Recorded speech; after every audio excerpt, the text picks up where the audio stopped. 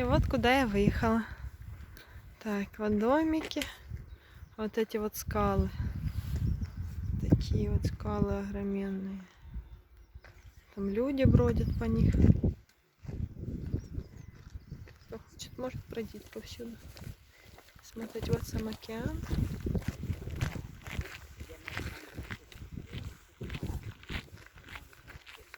Острова в океане. Небольшие островочки. Вот сами эти. Опять этот камни из розового гранита. Вот так вот выглядит территория.